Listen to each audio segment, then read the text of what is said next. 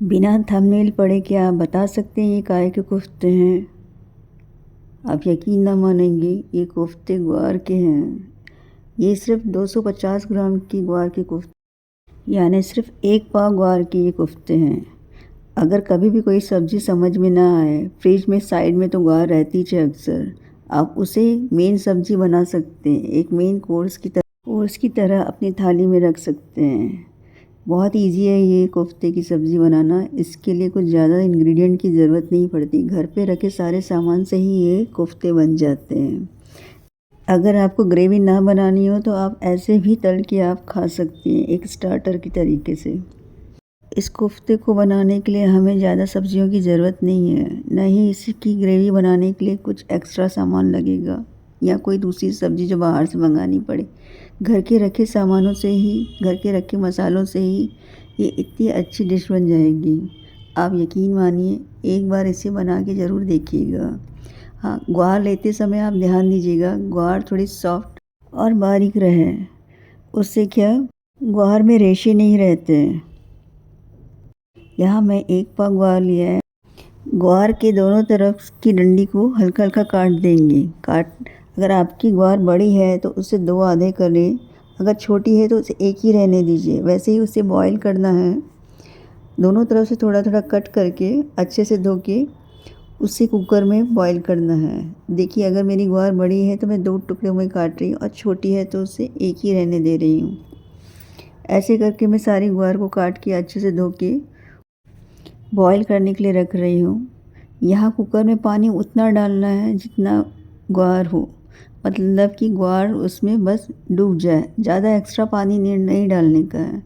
और ऊपर से थोड़ा नमक।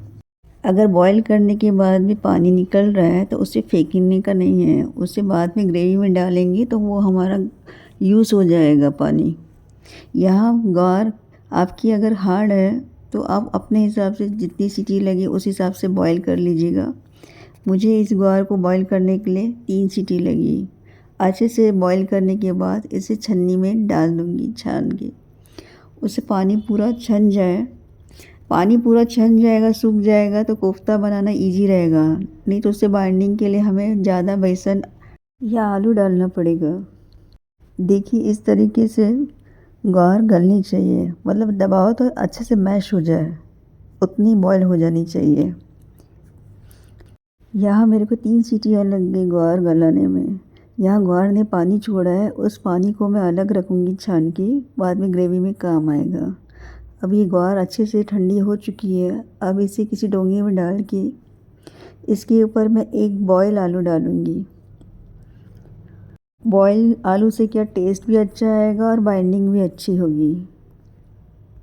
अगर आपको बॉयल आलू नहीं डालना है तो आप बेसन ज़्यादा डालिएगा। मैं यहाँ एक बॉयल आलू डाल रही हूँ और बेसन। अब ग्वार पूरी तरह से ठंडी हो चुकी है। इसके ऊपर आलू मैश करके डालूँगी और अब बाकी के सारे मसाले। अगर आप चाहें तो आधा बेसन आधा चावल का आटा भी डाल सकते हैं, अगर आपको आलू नहीं डालना हो तो। या आलू एक बार डाल के देखिए और बेसन, ये एक अच्छा कॉम्बिनेशन है कोफ्ते को बाइंडिंग करने का। अब आलू के ऊपर मैंने हरा धनिया डाला है और यहाँ मैंने कम से कम 1.5 से 2 टेबलस्पून बेसन डाला है। आप अपने ग्वार के हिसाब से बेसन डालिएगा। और कुछ हरी मिर्चें, यहाँ मैंने आधा टीस्पून खसखस डाली है, लाल मिर्ची डाली। ये सारे मसाले आप अपने टेस्ट के हिसाब से डालिएगा। आधा चम्मच आमचूर, 1/4 टीस्पून मैंने गरम मसाला और नमक टेस्ट के हिसाब से। अब इसे अच्छे से मिला के कोफ्ते का शेप देंगे। आपको जो साइज़ पसंद हो आप उस साइज़ का कोफ्ते बनाइए। मैं मीडियम साइज़ के कोफ्ते बना रही हूँ। इसे अच्छे से मैश करके इसे क्या कोफ्ते को बना के रख नहीं सकते, ये आटा बहुत गीला रहता है। इसे तुरंत ही एक एक गोला बना के, यहाँ तेल मैंने पहले से ही चढ़ा लिया था गरम करने के लिए, उसी गरम तेल में मैं एक एक करके कोफ्ता तल रही हूँ।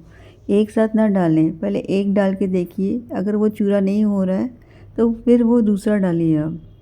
अगर मान लो आपके कोफ्ते टूट रहे हैं तो आप उसमें कुछ बाइंडिंग के लिए बेसन या चावल का आटा डालें। एक साथ सारे कोफ्ते ना डालें। मैं तेल के हिसाब से कोफ्ते सारे डाल दिए हैं। यहाँ मेरे कोफ्ते बिखर नहीं रहे हैं। तेल गरम था अच्छा। पहले तेल अच्छे से गरम कर लीजिए, उसके बाद भले बीच में स्लो कर लीजिएगा। पूरा तेज आंच पे कोफ्ता तलना भी सही नहीं है, क्योंकि ऊपर से तो लाल हो जाएगा और खाने में वो नरम लगेगा। इसलिए पहले फुल फ्लेम में इसे थोड़ा पका लें, उसके बाद आप गैस को मीडियम में रखिए। इससे क्या कोफ्ते अंदर तक ही पक जाएंगे।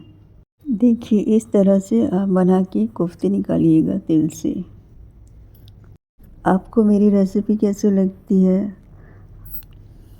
आप प्लीज़ कमेंट करके बताइएगा।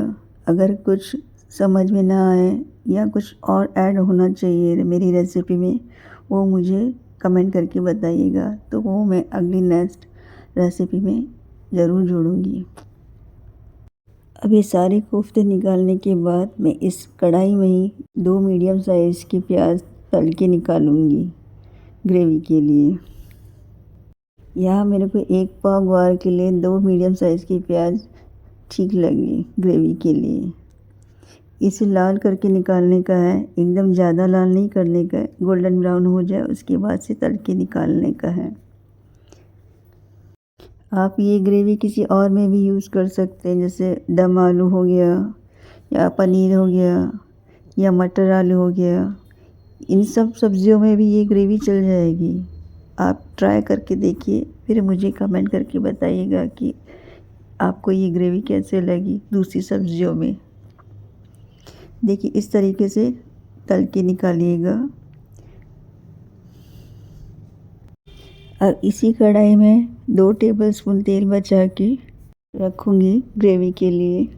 अब ग्रेवी के लिए एक जार में ये जो प्याज तल के रखा था वो डालने का है, और मीडियम साइज़ के मैं यहाँ 4 टमाटर डाल रही हूँ। लहसुन अदरक, हरी मिर्ची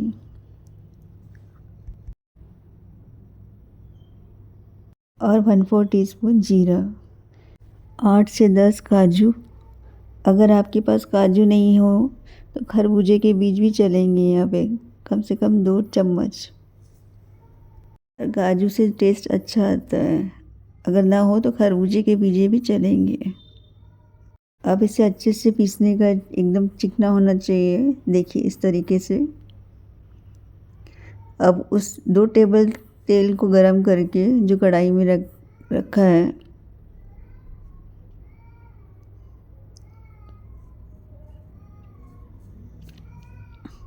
उसमें एक तेज पत्ता डालने का है। जैसे ही तेज पत्ता तड़केगा उसमें लाल मिर्ची पाउडर, फ्लेम को बिल्कुल स्लो कीजिएगा क्योंकि मसाला डाल रहे हैं, और 3/4 चम्मच धनिया पाउडर, 1/4 टीस्पून हल्दी।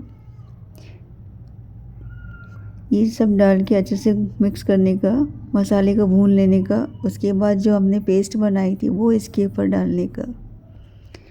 मसाले जो तेल में नीचे छोड़े थे उसे स्लो फ्लेम में ही रखिएगा। अगर तेल आपका गर्म हो जाता है तो गैस को बंद कर लीजिएगा, नहीं तो मसाला पूरा जल जाएगा। अब इसे धीमी आंच पे ही भूनना है जब तक वो तेल छोड़े। अच्छे से भूनने के बाद गैस को स्लो ही रखिए और छोड़ दीजिए 1-2 मिनट। फिर वापस से इसे भूनिए। ऐसे करने से क्या, अदरक लहसुन का जो कच्चापन है वो निकल जाएगा और मसाले आपस में अच्छे से भून जाएंगी। देखिए साइड से तेल छोड़ते जा रहा है। इससे कि हमारी ग्रेवी अच्छी बन जाएगी और खाने में मसालों का कच्चा स्मेल नहीं आएगा।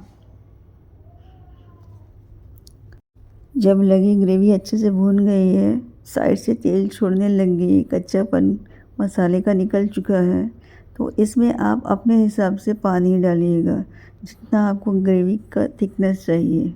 इसमें काजू डाला हुआ है। अगर हम पानी थोड़ा ज़्यादा भी डालेंगे तो वो ग्रेवी रखने के बाद अपने आप थोड़ा थिक हो जाएगी। तो मैं यहाँ ग्रेवी के हिसाब से 2 कटोरी पानी डाल रही हूँ। गर्म पानी होना चाहिए, उससे क्या कुकिंग का हमारा प्रोसेस चालू ही रहेगा। अगर ठंडा भी डाल सकते हैं, पर कुनकुना वार्म पानी डालें तो वो ज़्यादा बेटर रहता है। इससे क्या हमारा कुकिंग का प्रोसेस चालू रहता है।